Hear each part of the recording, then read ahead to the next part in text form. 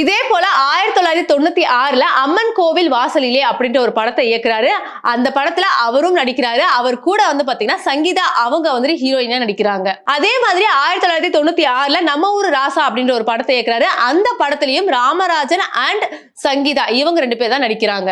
அதே வருடம் 1996ல கோபுர தீபம் அப்படின்ற ஒரு படத்தை வந்து இயக்குறாரு. அந்த படத்திலையும் ராமராஜன் அவர்கள் தான் ஹீரோவா நடிக்கிறாங்க. அவங்களுக்கு ஜோடியா வந்துட்டு சுகன்யா அவங்க நடிக்கிறாங்க.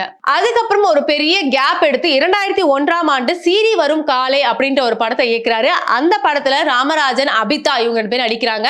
சோ அதுக்கப்புறம் வந்து பாத்தீங்கன்னா அவங்க பெரிய படங்கள் வந்துட்டு அவர் இயக்கவே இல்ல. அதுக்கப்புறம் கொஞ்சம் படங்கள் வாய்ப்பு கிடைஞ்சு அப்படியே கொஞ்சம் கொஞ்சமா வந்துட்டு ஃபீல்ட் அவுட் ஆகுறாரு. சோ பீக்ல இருந்த ராமராஜன் அவர்கள் அவர் அந்த டைம்ல இருக்கும்போதே நிறைய சம்பளங்கள் வாங்கி அவருடைய சொத்து குவிப்புகள் பாத்தீங்கன்னா எக்கச்சக்கமாக இருக்கும் அப்படின்னு கருதப்படுது.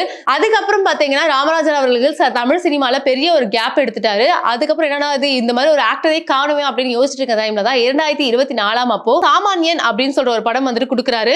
அந்த படத்தோட டைரக்டர் ஆர் ராகேஷ் அவர்கள் இயக்குறாங்க.